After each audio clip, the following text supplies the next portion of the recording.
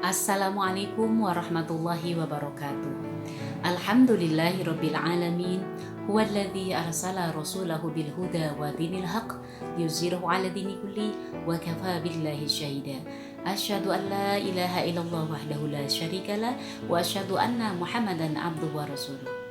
Alhamdulillah, segala puji kita panjatkan kehadirat Allah Subhanahu wa taala atas limpahan rahmatnya, karunia-Nya kepada kita. Hari ini kita semua bisa menghadiri majelis ta'lim walaupun masih online ya. Semoga kita senantiasa diberikan semangat, diberikan istiqomah di dalam menuntut ilmu. Tak lupa kita pun senantiasa memanjatkan semoga sholawat dan salam senantiasa tercurah kepada junjungan alam, qudwah kita, uswah kita, Nabi Muhammad sallallahu alaihi wasallam, keluarganya, sahabatnya, dan juga sampai kepada umatnya hingga akhir zaman. Ibu-ibu rahimakumullah, kajian kita hari ini insya Allah akan meneruskan tema di minggu lalu ya, yaitu bagaimana kita mengenal fikih mendasar dari syarah dalam kitab Safinah. Semoga mengupas fikih pada hari ini tentunya ya diharapkan akan memberikan manfaat, terutama sebagai bekal kita, karena kita menginginkan aktivitas kita, amal kita dalam hal ini adalah ibadah mahdoh kita tentu melaksanakannya sesuai dengan tuntunan syariat Islam yang dicontohkan oleh Rasulullah sallallahu alaihi wasallam.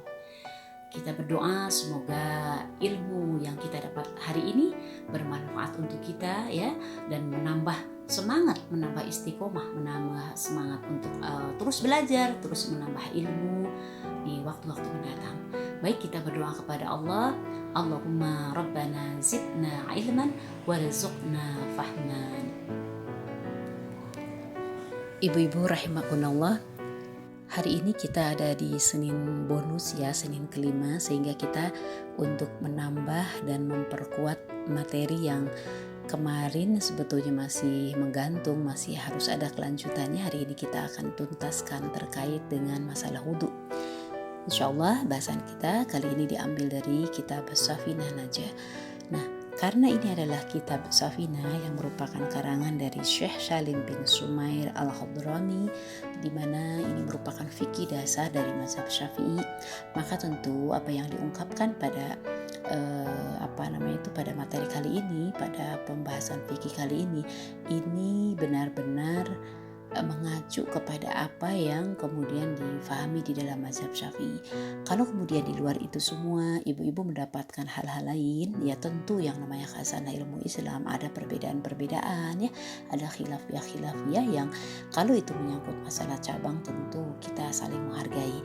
Nah, hari ini kita mengacunya kepada kitab Safinah Syekh Salim bin Sumair Al-Hadrami. Nah, kita akan masuk ke dalam bahasan syarat syah dan pembatal wudhu. Ibu-ibu rahimakumullah, kita akan masuk pertama kali ke dalam syarat wudhu.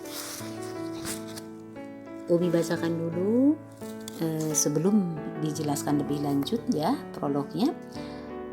Syurutul wudu'i asyaratun, bahwasanya syarat syah wudu itu ada asyaratun 10. Al-islamu, pertama Islam, wa tamyizu, kemudian tamyiz, wa naqa'u 'anil haidi wa nifas, suci dari haid dan nifas, wa amma yamna'u wusulal ma'i ilal basyar, tidak ada penghalang sampainya air kepada kulit. Kemudian wa alla yakuna 'alal udwi ma yughayyirul ma, tidak ada zat yang dapat mengubah air ya di anggota badan yang dibasuh ya. Kemudian wal ilmu bi faradiyatihi, dia mengetahui difardukannya berwudu ya. Kemudian wala ya'taqida faradan min furudihi sunnatan, tidak meyakini salah satu fardu wudu itu sebagai sunnah.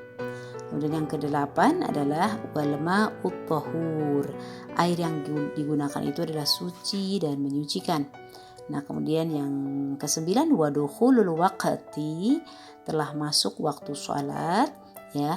Kemudian yang terakhir adalah wa muwallau lidaimil hadas ya, yaitu al-muawalah bagi orang yang selalu berhadas. Nah, penjelasannya seperti apa? Nanti kita akan jelaskan ya, tadi baru prolog. Ibu-ibu rahimakumullah, di dalam syarah dari syarat wudu ini yang Umi dapatkan di dalam syarah ya kitab Sabinah, bahwasanya syarat wudu itu artinya namanya juga syarat ya. Artinya jika salah satu tidak memenuhinya, wudunya dianggap tidak sah. Sekali lagi ya Bu ya, tadi yang disebutkan 10 yang nanti penjelasannya akan dijelaskan kemudian ya. Apabila salah satu tidak terpenuhi maka wudunya tidak sah. Nah ini ya. Demikian pula syarat mandi juga begitu ya. Nah yang namanya Islam tadi disebutkan kan ada Islam ya. Kemudian juga ada tamyiz, ini merupakan suatu hal yang sangat umum ya, bahwa ibadah itu ya tentu karena kenanya kepada seorang muslim maka Islam itu menjadi sebuah syarat ya. Nah yang pertama penjelasannya tadi dari 10 tadi, pertama adalah Islam. Itu artinya bahwa wudunya orang kafir itu tidak sah. Nah ini sering kita dapatkan ya, ada seleb yang simpati dengan kebiasaan orang muslim. Dia ikut puasa, dia ikut wudu, katanya senang bahwa wudu itu mencerahkan misalnya ya, membuat muka menjadi adem dan seterusnya. Diikuti tuh oleh orang-orang kafir, maka wudu itu tidak ada artinya dan tidak sah ya. Yang kedua ini adalah tamyiz. Tamyiz sendiri dari sisi hati berarti dia bisa melakukan pembedaan ya. Nah kalau secara penjelasan lebih detail, ini ilmu juga ya buat kita ya, bahwa dikatakan tamyiz apabila dia sudah paham khitab, sudah paham khitab artinya pembicaraan, orang berbicara A, B, C itu maksudnya kemana. Nah kalau dia paham dengan pembicaraan orang, dia sudah tamyiz gitu. Nah posisinya tamyiz. Jadi dia sudah paham tentang khitab, pembicaraan, dan dia bisa memberikan jawaban.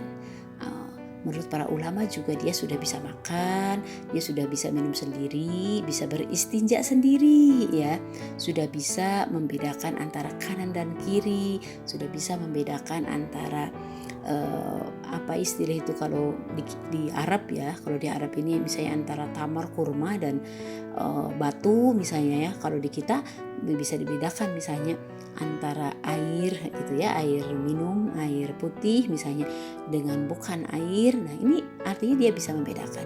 Nah intinya memang banyak sekali para ulama yang memberikan definisi tentang tamyiz ini ya.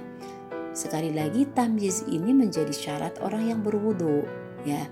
Jadi sekalipun dia belum baligh tapi sudah tamyiz maka sah wudunya ya, dianggap wudunya seperti itu. Sedangkan misalnya orang yang masih kecil, masih belum posisinya belum tamyiz, berwudu itu adalah untuk pembelajaran ya, seperti itu. Jadi bahkan di sini dikatakan bahwa orang yang dia tamyiz ya, kemudian dia berwudu. Nah ini berlaku berarti untuk ibadahnya yang bersangkutan ya, karena ibadah orang yang anak kecil misalnya sudah tamyiz, kemudian dia melakukan wudu, kemudian sholat, sekalipun dia belum balik itu seperti itu ya, maka itu akan mendapatkan kebaikan, dan kata para ulama kebaikannya itu akan mengalir kepada orang tuanya. Amin ya rabbal alamin. Nah kemudian yang ketiga itu bersih dari haid dan nifas, ibu-ibu. Jadi wudunya itu bersih dari haid dan nifas. Artinya apa? Kalau kita dalam keadaan haid, kita dalam keadaan nifas, terus kemudian kita berwudu, maka sebetulnya wudunya itu tidak ada artinya dari sisi aspek ibadah ya. Sekali lagi, karena berwudu itu kan untuk sholat, maka yang berwudu itu berarti dia harus bersih dari haid dan nifas. Nah itu seperti itu ya. Umi sendiri misalnya sudah membiasakan memiliki wudu gitu ya, suka sering wudu. Kadang lagi haid ya, sedang haid juga sudah kayak spontan ya kalau ke kamar mandi untuk jangka waktu, apalagi untuk bepergian gitu ya, selalu ingin punya wudu padahal sedang haid gitu ya. Nah dari sisi aspek ibadah maksudnya di sini substansinya wudu, maka sebetulnya itu tidak ada artinya karena kan bukan untuk mau sholat ya, jadi wudunya itu tidak ada artinya. Nah tapi karena sudah terbiasa ya dilakukan, ya bukan mengharuskan, bukan juga kemudian menyengaja bagaimana, ini karena spontan saja. Ya mudah-mudahan ada kebaikan di sisi Allah ya, seperti itu. Jadi orang yang haid dan yang sedang nifas dia wudhu, ya tidak ada sebetulnya substansinya untuk ibadah ya. Nah itu seperti itu. Nah yang misalnya keluar kencing nih, gimana nih kalau kemudian keluar kencing, dia dalam keadaan wudhu, ya otomatis batal kan begitu ya. Nah ini begitu ya, orang yang kemudian wudhu ya, kemudian dia apa istilahnya tuh, dia wudhu, bahkan tadi mandi juga kan sama ya, mensucikan dari hadas seperti itu, mandi besar gitu. Nah, tapi kemudian keluar mani, keluar haid, keluar nifas. Nah, bagaimana dengan wudhunya? Bagaimana dengan mandinya? Ya tidak sah gitu. Artinya dia berarti posisinya tidak memiliki wudhu, sekalipun dia kemudian berwudhu. Bagaimana mungkin dikatakan punya wudhu sementara keluar tadi ya mani, keluar haid ya, seperti itu ya. Nah kemudian yang keberapa nih? Yang keempat. Nah yang keempat adalah bersih dari sesuatu yang menghalangi air meresap ke kulit. Ibu-ibu rahimakumullah, atau dengan kata lain, karena yang namanya wudhu itu, air wudhu itu harus membasahi kulit, maka kalau ada sesuatu yang menghalangi air meresap masuk ke kulit, nah itu tidak sah. Contohnya adalah misal ibu-ibu di antara masyarakat itu ada yang suka menggunakan apa ini namanya itu, cat kuku gitu ya, atau Q-tech gitu ya, seperti itu, atau apalah gitu ya. Nah menghalangi apa namanya tuh, air ya meresap ke kulit. Nah di situ itu tidak boleh ya, tidak harus bersih. Nah kalau Q-tech itu memang disengaja ya untuk ditempelkan ke kuku. Ada juga ya benda apapun pokoknya intinya ya yang bisa menghalangi air meresap ke kulit. Contohnya apa ibu-ibu? Contohnya misalnya Umi mau contohkan adalah kotoran yang ada di bawah kuku nih, kukunya agak panjang misalnya begitu ya, terus kemudian ada kotorannya. Nah berarti di situ terhalang dong ya air itu sampai ke selak-selak kuku. Makanya kenapa kita dianjurkan untuk tidak berkuku panjang, apalagi sampai kemudian penuh dengan kotoran, karena kotoran itu nanti bisa menghalangi dari masuknya atau meresapnya air ke dalam sela-sela kuku. Padahal di bawah kuku itu merupakan bagian dari jari jemari, di mana jari jemari juga merupakan bagian dari tangan. Oleh karena itu sekali lagi perhatikan ini ya Bu ya, bersih dari sesuatu yang menghalangi air meresap ke kulit. Ibu-ibu rahimakumullah, kita lanjutkan pada yang kelima ya, terkait dengan syahwudu ya. Yang kelima itu adalah tidak ada pada anggota wudu itu sesuatu yang mengubah air. Apa maksudnya? Jadi ini anggota wudu itu apa? Kita tahu ya, muka, tangan, pokoknya semua anggota wudu nih. Nah tidak ada pada anggota wudu itu sesuatu yang mengubah air. Misal Bu ya, sebagai contoh misalnya apa namanya tuh di anggota wudu kita, bisa tangan lah ya. Tangan itu banyak tinta. Nah, ini banyak tinta. Nah, para ulama mengatakan bahwa tinta itu bisa mengubah kemutlakan air. Karena nanti jadi berubah gitu ya warnanya. Nah, maka di situ dikatakan jadi tidak boleh ada tinta, bersihkan dulu tintanya ya, baru kemudian berwudu. Jadi seperti itu, karena khawatir. Jadi ini bukan masalah meresap air ya. Kalau meresap air tadi poin yang tadi ya, dan tinta sebagian tetap bisa meresap air. Nah akan tetapi ini dari sisi atau dari sudut pandang bahwa keberadaan tinta apalagi banyak itu bisa mengubah air. Nah sehingga kemutlakannya jadi berubah pula. Nah jadi kalau sedikit gimana? Kalau sedikit dan tidak merubah air ya maka tidak menjadi masalah ya, ada benda tersebut ya, ada, kalau tadi dikatakan ada tinta. Yang keenam ibu-ibu, yang keenam adalah mengetahui bahwa wudu itu wajib ya. Dia mengetahui bahwa wudu itu wajib ya, atau tadi dikatakan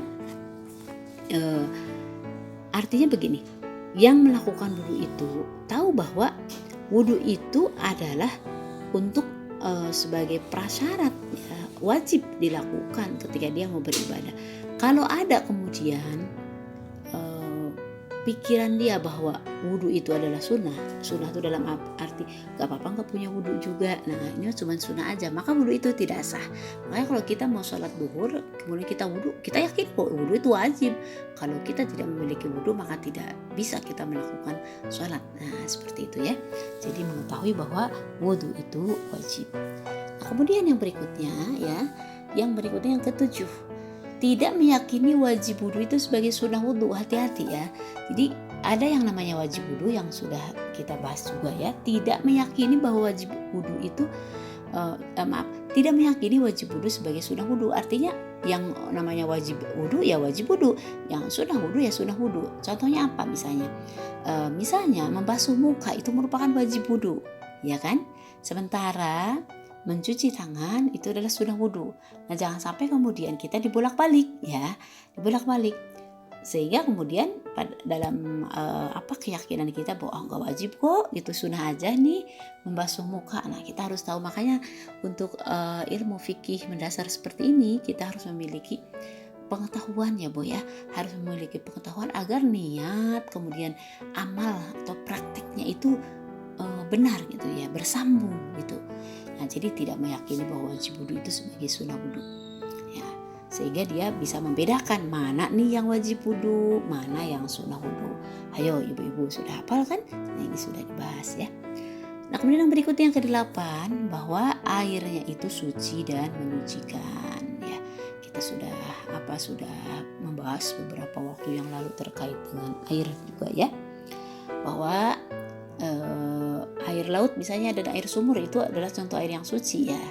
Nah itu seperti itu, air yang mutlak kesuciannya. Kita harus mengetahui juga seperti itu ya. Sementara misalnya ada air dari dari misalnya dari kelapa, itu juga air kelapa itu kan suci tapi dia tidak mensucikan. Nah, jadi harus paham juga ya tentang bahwa air suci itu, air untuk wudhu itu suci dan menyucikan. Kemudian yang ke-9, masuk waktu sholat ya. Apa artinya masuk waktu sholat? Nah orang yang mau sholat, orang yang mau sholat kemudian dia misalnya terus-menerus berada dalam keadaan hadas ya, berhadas lah seperti itu. Nah dia harus yakin ya ketika dia berwudu itu sudah masuk waktu sholat ya. Jadi ini karena terus-terusan berhadas ya, maka dia harus yakin bahwa dia sudah memiliki atau sudah masuk ke dalam waktu sholat. Kemudian dia harus yang ke-10 ya, muwalah bagi yang terus-menerus berhadas, ini juga ya sama. Nah ini muwalah itu apa? Ini sudah dijelaskan waktu beberapa pertemuan yang lalu bahwa membasuh anggota yang kedua itu jangan sampai anggota yang pertama kering. Nah, misalnya ini ya, kita setelah berwudu misalnya membasuh muka ke membasuh tangan, jadi jangan sampai kemudian ada jeda yang lama ya. Nah ini tidak ada jeda lama intinya. Nah, ada jeda yang lama sampai kemudian mukanya udah kering dari air. Nah itu ya, tidak boleh seperti itu yang dikatakan muwalah ya. Jadi tidak ada jeda yang lama yang menyebabkan anggota yang sebelumnya itu kering. Nah itu anggota pertama kering. Itu seperti itu ya. Jadi sudah beres dari sisi syahnya wudu. Mudah-mudahan ini menjadi ilmu buat kita semua ya. Nah sedangkan syarat syah mandi ini ya, syarat syah mandi ini memang ada tambahan dari yang 10. Kita kan lagi mandi nih, mandi besar maksudnya. Nah dari yang 10 itu plus, plus berikutnya adalah kalau untuk mandi ya, menghilangkan najis ainiyah yang tampak, bukan najis hukmiyah. Maksudnya apa ini ya? Namanya juga ain itu terlihat oleh mata ya, terlihat istilah itu fisiknya. Jadi ketika mandi ya, tidak bisa kemudian kita mengatakan ini saya sudah niat kok untuk menghilangkan najis. Nah, menghilangkan hadas. Nah, di sini harus ada kemudian kepastian bahwa najis ainiyahnya itu sendiri hilang, yang tampak itu. Contoh misalnya mani misalnya gitu ya. Nah, itu dibersihkan gitu ya, dibersihkan ketika misalnya mandi atau apapun lah ya, ada kotoran atau ada apa. Nah, sehingga najis ainiyahnya ketika mandi itu hilang. Nah, kemudian yang berikutnya tambahannya tadi ya, selain yang syarat sama dengan wudu, nah dalam mandi ini ada tambahannya, yaitu mengalirkan air pada seluruh anggota tubuh ya. Kemudian yang berikutnya harus yakin ada hadasnya. Jadi harus yakin ada hadasnya, dalam arti kita melakukan mandi besar itu karena apa gitu ya, hadasnya. Nah, kemudian yang berikutnya adalah menjaga niat. Jadi kita itu mandi itu niatnya untuk menghilangkan hadas besar dalam syarat sah mandi itu ya. Karena kalau mandi biasa ya tentu tidak dimaksudkan untuk membersihkan hadas ya. Makanya di sini para ulama tuh, terutama di dalam kitab Syafin itu sampai detil bahwasanya harus dijaga niat, bahwa jangan sampai dia keluar dari niat. Dia niat mandi itu karena untuk menghilangkan hadas besar, seperti itu ya. Makanya pentingnya kemudian kita sejenak untuk fokus ini niat mandi kita itu, kita mau mandi itu untuk apa gitu, seperti itu ya. Nah, mudah-mudahan di sini kita memahaminya.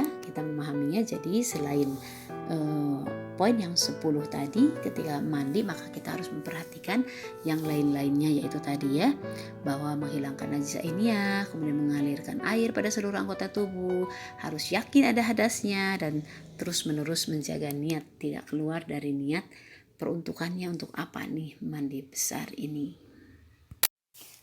Ibu-ibu rahimakumullah, kita lanjutkan. Sekarang kita akan membahas tentang pembatal wudhu. Setelah sebelumnya tadi kita belajar tentang sahnya wudhu ya. Umi bacakan dulu dari sisi fasalnya. Nawaqidul wudhu'i arba'atu asya. Bahwasanya pembatal wudhu itu ada 4 perkara. Al-awalu, yang pertama, al-khariju min ahadis sabilaini min qubulin au duburin rihun au ghairuhu.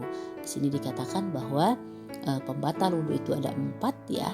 Apapun yang keluar dari salah satu dari 2 jalan, jalannya itu, yaitu kubul bagian depan atau kemaluan, atau dubur atau belakang atau anus ya. Bisa kentut dan lain-lainnya ya. Kemudian yang kedua, asani zawalul aqli binaumin aw ghairihi illa nauma qa'idin mumakinin maq'adatahu minal ardi.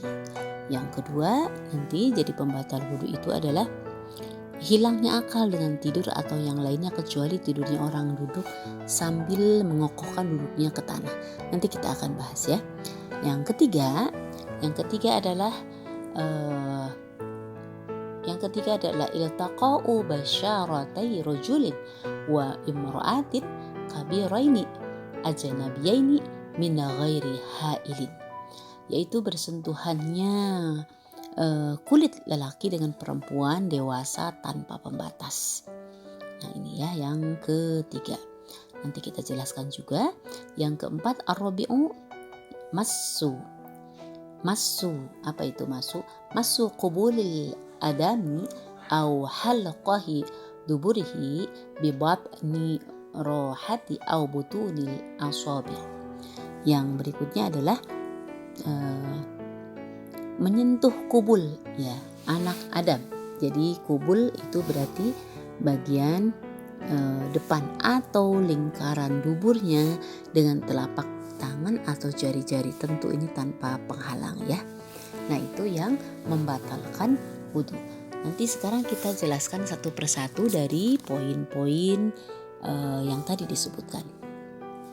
Yang pertama, ibu-ibu, Yang pertama tadi adalah al-khariju min ahadis sabilaini min qubulin aw duburin, ya, yaitu keluarnya dari dari salah satu dari dua lubang, ya. Keluarnya itu bisa kentut katanya di sana. Kecuali air mani, ya, karena itu bukan kategori dari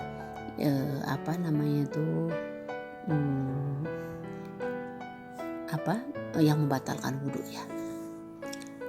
Di sini dikatakan rihun itu kan kalau dari bahasa Arab itu dikatakan angin, ya. Nah, angin ini bahasa kita itu adalah kentut. Jadi kalau kentut itu sudah otomatis, ya, membatalkan wudhu. Sebelumnya sudah dibahas juga dulu, ya, bagaimana kemudian walaupun tidak berbicara tentang kitab Sapinah, ya, akan tetapi di sana dibahas bahwa ada kalanya keluar mirip angin dari bagian depan. Nah, itu seperti itu. Kalau misalnya keluar dari bagian depan dan itu memang angin, maka itu pun sama membatalkan wudhu. Nah, akan tetapi kalau sebetulnya bukan keluar langsung dari dalam gitu, ya, yang itu menyerupai angin yang keluar, sebetulnya tidak katakanlah misalnya perasaan ada keluarnya itu misalnya di bagian depan, ya, bukan dari bagian dalam. Kan ada beda, ya, kalau kayak kentut atau keluarnya udara bagian depan dari dalam gitu, ya, keluar langsung, itu kan beda nanti dengan yang keluar di bagian luar. Nah, ini yang dimaksud itu adalah keluar dari bagian dalam layaknya kentut kalau di bagian belakang. Nah, ibu-ibu rahimakumullah, itu yang pertama, ya. Nah, kemudian yang kedua itu adalah hilangnya akal dengan tidur atau yang lainnya, kecuali tidurnya itu duduk sambil mengokohkan duduknya itu, ya. Di sini dikatakan illa nauma qaidin mumakkini maq'adatahu minal ar. Jadi mengokohkan mengokohkan duduknya itu di tempat duduk. Kalau di sini kan dikatakan maq'adatahu minal ar. Nah, itu. Jadi harus nempel ke lantai atau ke tanah seperti itu, ya. Kalau kita misalnya punya wudhu, kemudian kita duduk di lantai, tidak berubah posisi, tidak berpindah posisi, karena namanya juga senantiasa nempel di tanah, ya, atau di lantai. Nah, itu tidak membatalkan wudhu.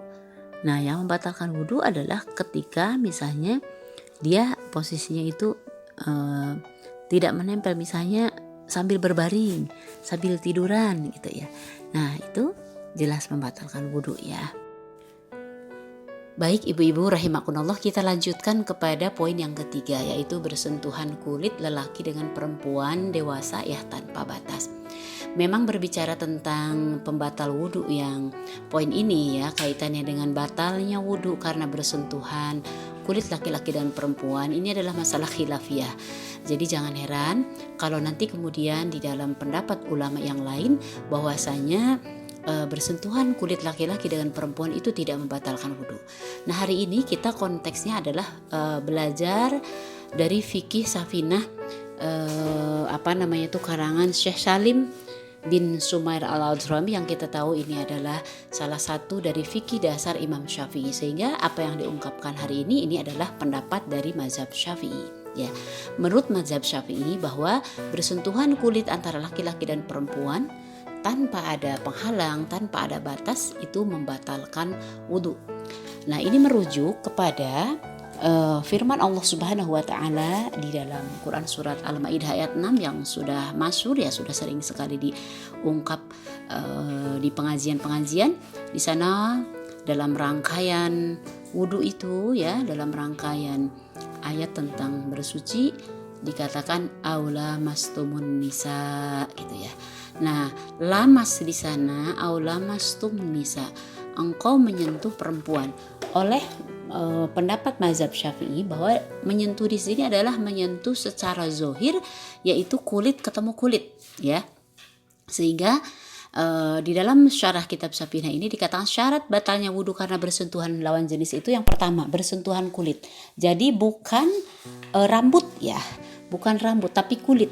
Nah, kita tahu dong ya definisi kulit itu apa ya, tentu dia yang bisa merasa terasa. Nah, dan tanpa penghalang. Nah, sekali lagi tanpa penghalang. Jadi kalau dengan penghalang misalnya salaman pakai sarung tangan dengan sarung tangan, atau mungkin kalau perempuan dengan mukena ya seperti itu tidak membatalkan wudhu. Jadi di sini tanpa ada penghalang.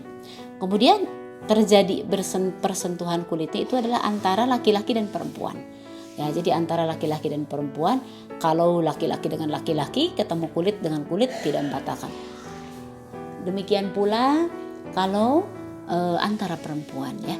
Jadi di sini antara laki-laki dan perempuan yang dewasa ya, karena dengan anak-anak tidak membatalkan wudhu.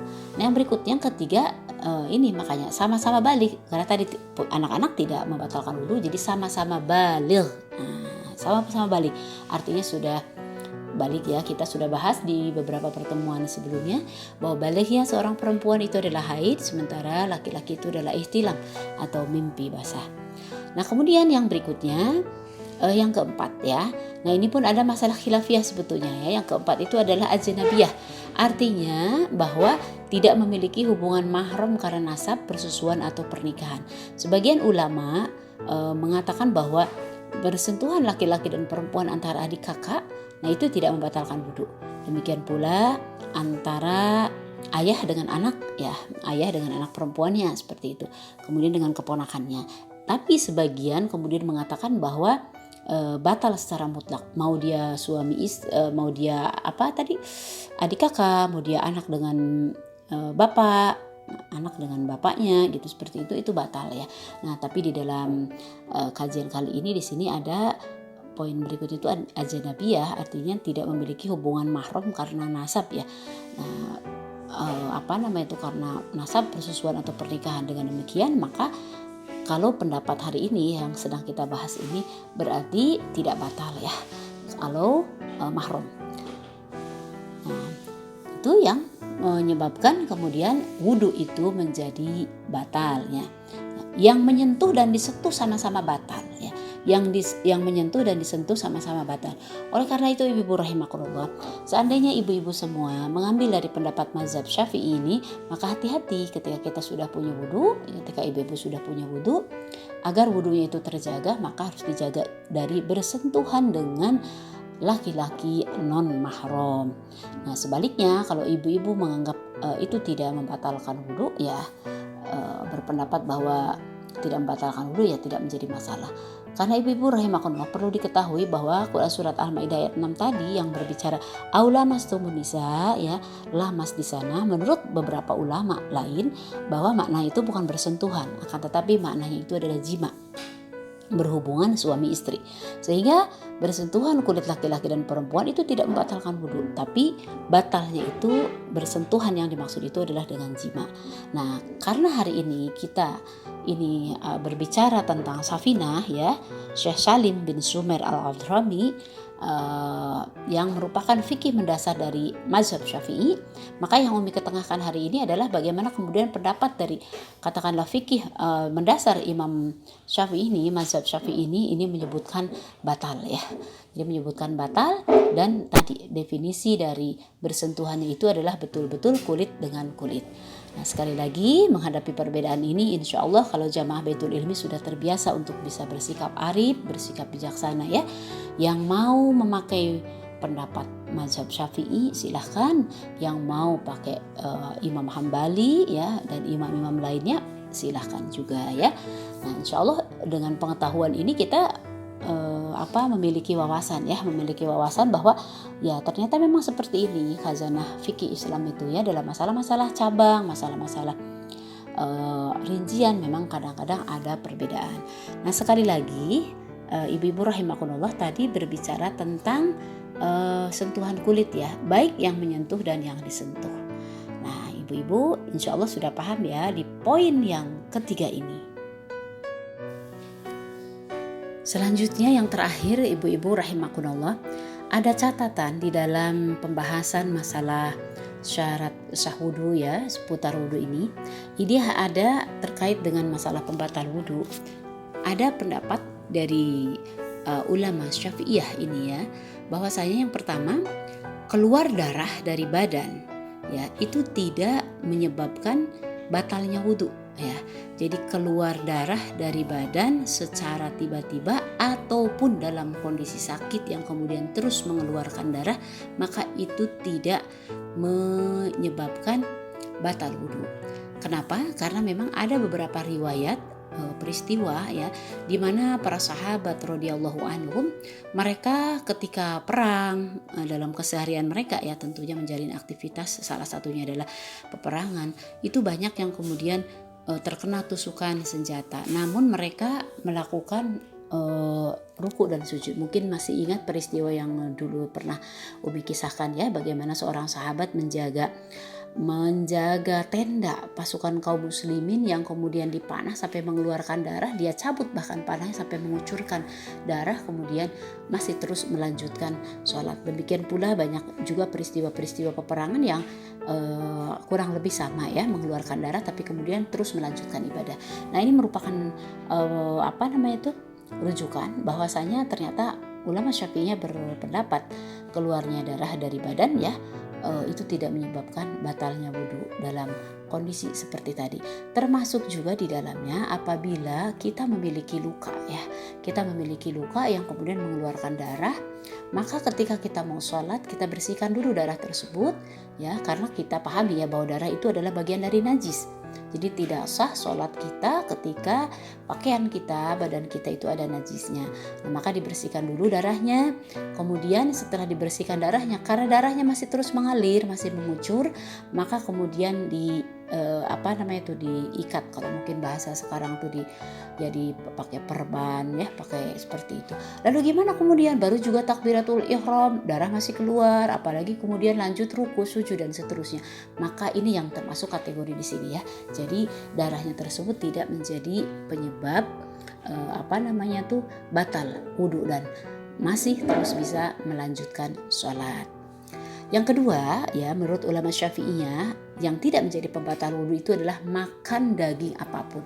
Nah, ini nanti ada khilafiyah juga, ada perbedaan juga ya Bu ya, makan daging apapun. Karena nanti di dalam hadis ada juga bagaimana kemudian para sahabat, seorang sahabat ya memakan daging unta, ada juga daging kambing, kemudian dianjurkan berwudu oleh Rasulullah. Nah, tapi yang Umi tahu dari kesimpulannya bahwa tidak menjadikan makan daging tersebut menjadi batal wudu, hanya anjuran kemudian untuk melakukan wudu kembali. Berarti di sini kan beda ya, antara anjuran berarti keutamaan kemudian dia untuk mengambil air wudu kembali setelah dia makan daging seperti itu ya.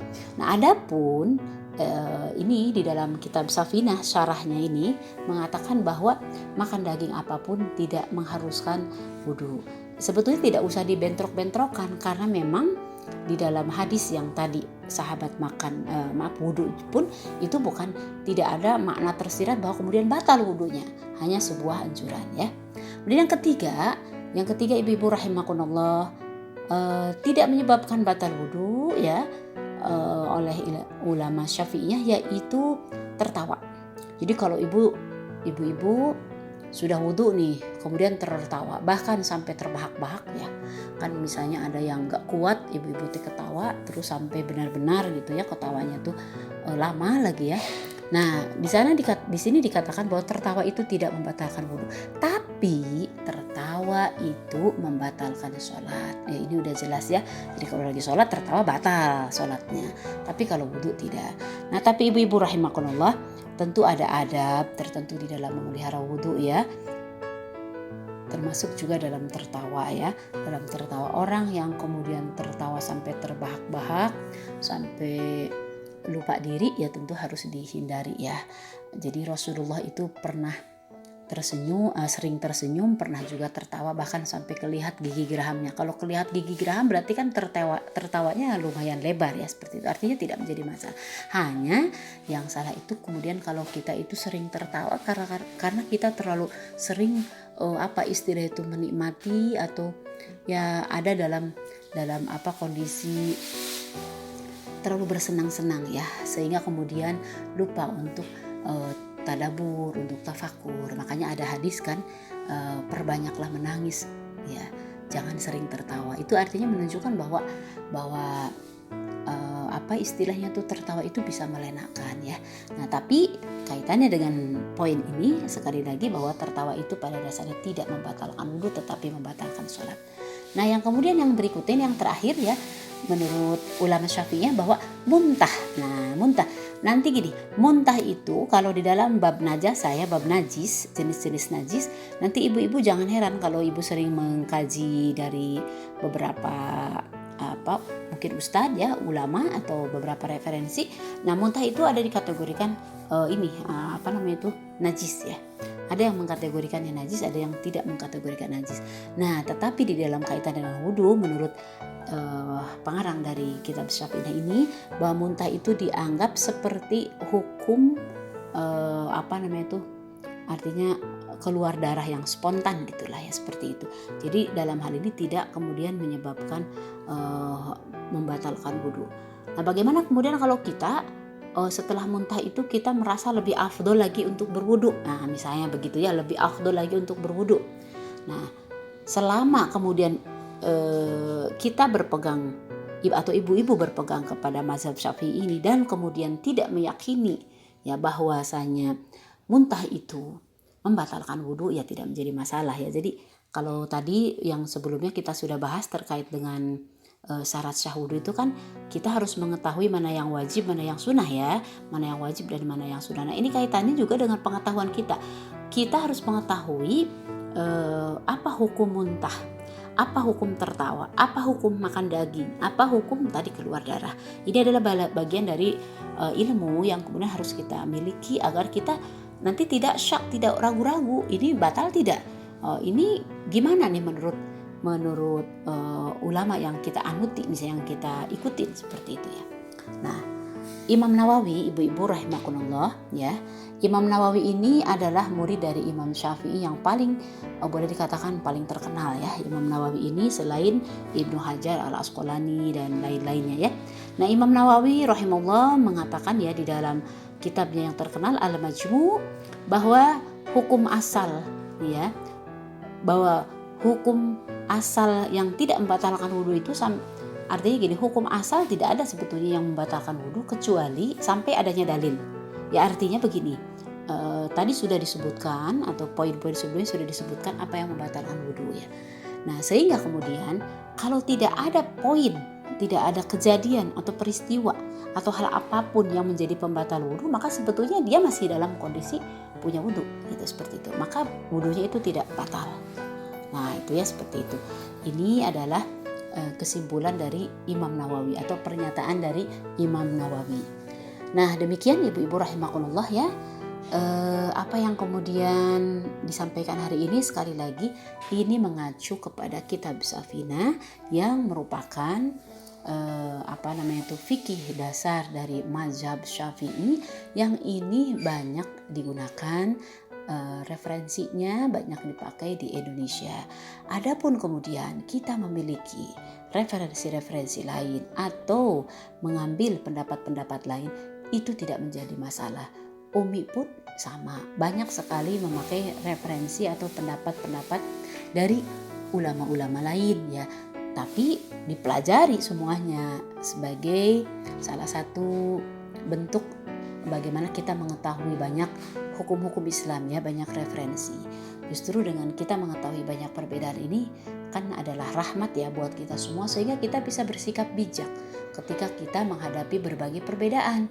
Nah, beda dengan yang kemudian kalau kita kurang ilmu.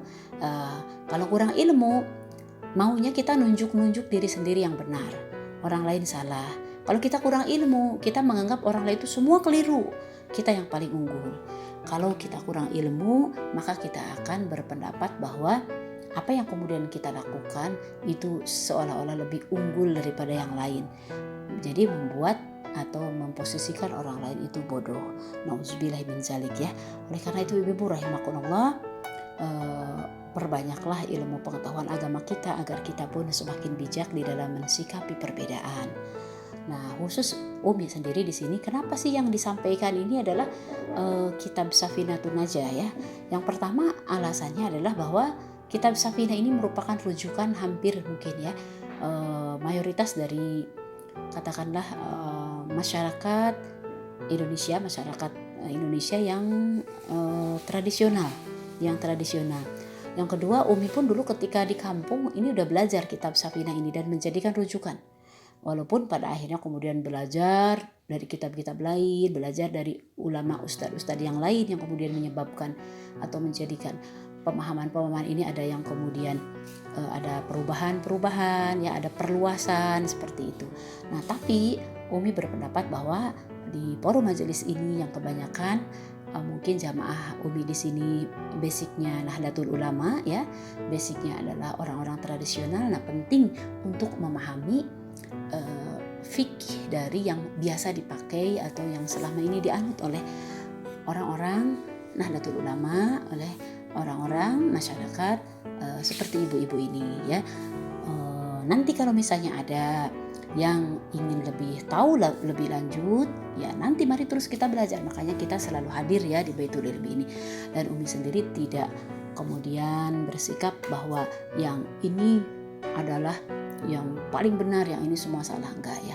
Apalagi menyangkut masalah yang furu, yang tentu semua ulama itu punya sandarannya, punya penggaliannya ya. Sekali lagi, Kitab Safinah ini Umi hadirkan karena mengingat dari mayoritas jamaah Baitul Ilmi ini mungkin basicnya adalah NU seperti itu ya. Tapi sekali lagi tidak kemudian mengharuskan untuk mengikuti yang ini ya, karena Umi pun sama belajar juga dengan kitab-kitab yang lain, dan itu adalah bagian dari bagaimana kita memperkaya wawasan keilmuan kita.